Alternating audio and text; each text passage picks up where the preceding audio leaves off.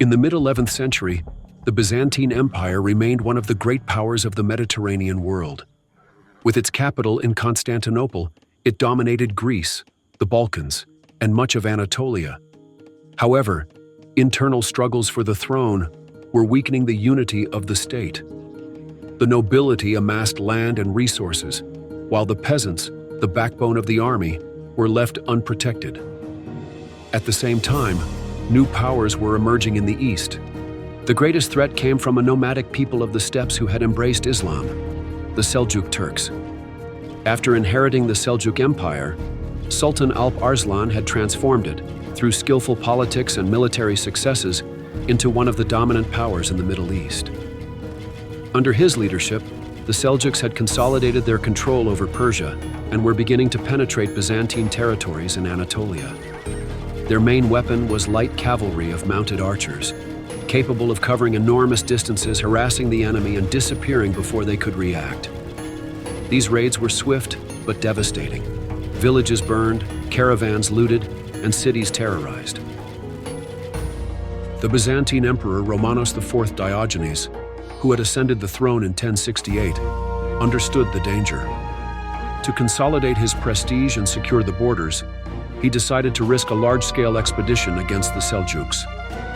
In the summer of 1071, Romanos assembled a formidable army of Byzantine soldiers, elite heavy cavalry, and mercenaries from diverse backgrounds: Normans, Franks, Pecheneg cavalry from the steppes, Turkish allies, Armenians, and Georgians. His objective was to recapture key fortresses in eastern Anatolia and demonstrate that Byzantium could still command respect in the region. The emperor advanced, conquering several fortresses along the way, but he made a fatal mistake, dividing his army. One part, including much of the infantry with bows, was sent under the command of Joseph Tarchaniot to take a secondary fortress, while he marched to Manzikert with the bulk of his troops. The Byzantines easily recaptured the city, and upon learning of the approaching enemy army under Alp Arslan himself, Romanos IV decided to wait for the rest of his army to return before confronting the Muslims. After waiting for days, during which skirmishes broke out between the two sides, Romanos began to suspect something had happened. Those men never arrived, though it is uncertain whether they were destroyed or deserted.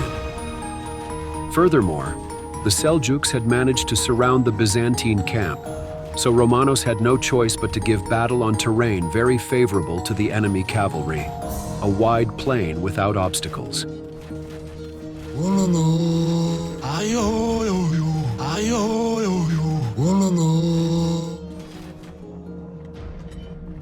August 26, 1071.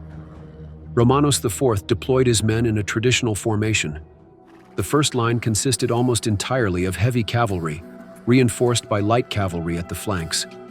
In the center of this line was the emperor himself, leading 15,000 of his best men, cataphracts, and behind him, the Varangian Guard. The left wing was commanded by Theodore Aliades, and the right by Nicephorus Bryennios, each with 5,000 men. In the second line, acting as a reserve, were infantry, Frankish and Norman cavalry, and mercenaries, 6,000 in total. Commanding this reserve was the unreliable Andronikos Doukas. Behind them, the camp was protected by a few soldiers and officers. Romanos had more troops, but many were inexperienced soldiers, and some of his generals were of dubious loyalty. In total, his forces numbered around 30,000 men. Although their numbers were smaller, the Sultan had complete faith in the experience, mobility, and discipline of his archers. He did not intend to engage the Byzantines in close combat, and instead established different cavalry units capable of reacting swiftly to whatever the battle demanded. He also maintained a large contingent of melee cavalry in reserve, composed mostly of light cavalry, but also including heavy cavalry and infantry. The Muslim army numbered approximately 25,000 men in total. Alp Arslan positioned himself on a hill from which to observe the unfolding action. At midday, the battle began with a heavy volley of arrows from the Seljuk archers under Tarangas.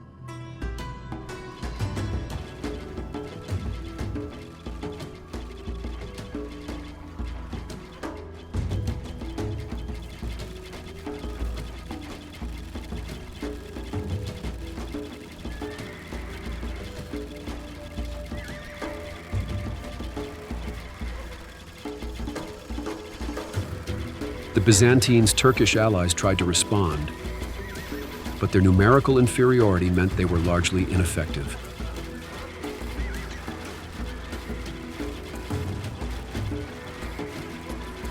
It was then that Romanos realized his mistake in separating his army from most of its archers. He was practically defenseless against this barrage of arrows. The Byzantine army remained in position, waiting for the Seljuks to approach so they could attack. But the Seljuks stayed within firing range, relentlessly riddling men and horses with arrows.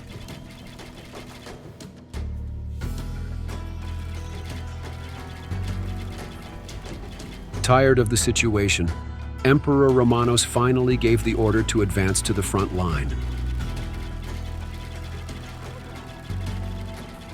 Alp Arslan resorted to the tactic he had mastered, the feigned retreat.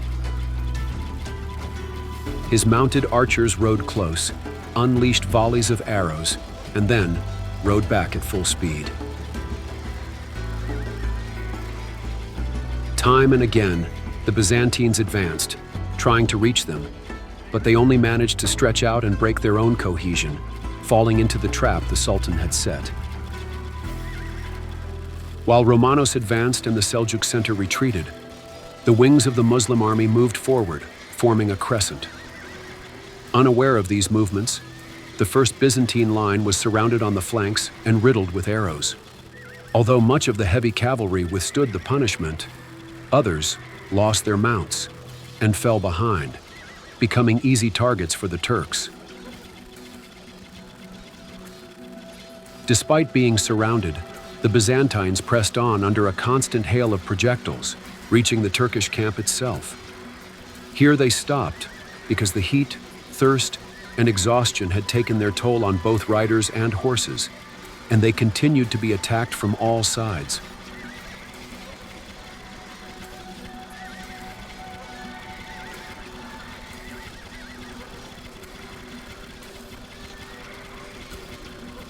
Realizing the situation, Romanos ordered a retreat to the imperial camp.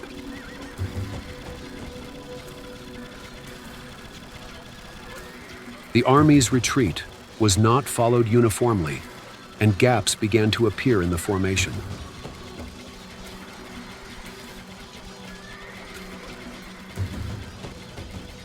Alp Arslan took advantage of this and ordered the troops that had been retreating to advance.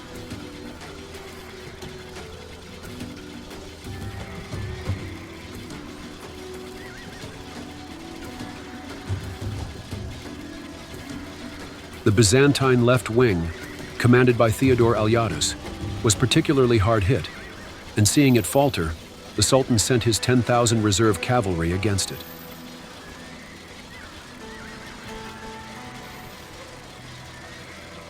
Seeing that his left flank had fallen behind and was in trouble, Romanos halted, and with him, the entire center of the formation, engaging the Seljuks in even combat.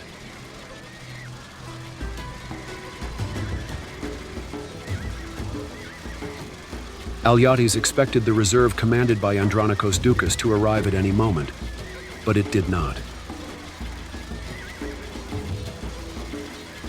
Alerted to what was happening, and even having received information that the emperor himself had died, Doukas decided to withdraw with the troops. His sights were set on the throne of Constantinople. The space left by the retreat of these troops on the battlefield was quickly filled by Seljuk cavalry, who managed to completely surround the center of the Byzantine army, isolating it from its wings, which were left fighting separately.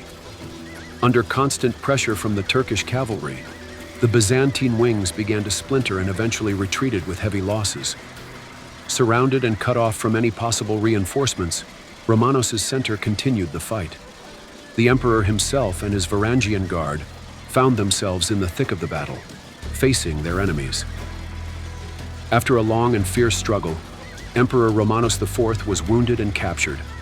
A small part of the army managed to break through the encirclement and escape, but the majority continued fighting until all were either captured or killed.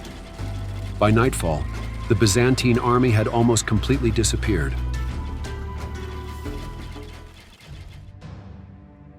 After the battle, Romanos IV was taken to Alp Arslan. The Sultan, aware of the magnitude of his victory, treated him with surprising respect. According to the chronicles, he forced him to bow, but then raised him and pardoned him, signing a peace treaty far more benevolent than expected. However, the true defeat lay not in that agreement, but in the political disaster that awaited the emperor upon his return. The defeat at Manzikert opened the gates of Anatolia to the Turks. Although Alp Arslan did not seek to conquer the entire region at that time, the weakness of the empire allowed Seljuk clans to settle and expand almost unopposed. Romanos, freed shortly afterward, was deposed and blinded by his rivals in Constantinople. The Byzantine Empire entered a period of civil wars and decline. Manzikert was not just a lost battle, it was a historical turning point, the beginning of the end of Byzantine rule in Asia Minor, and one of the reasons that decades later would lead Byzantium to ask the West for help, thus beginning the path to the Crusades.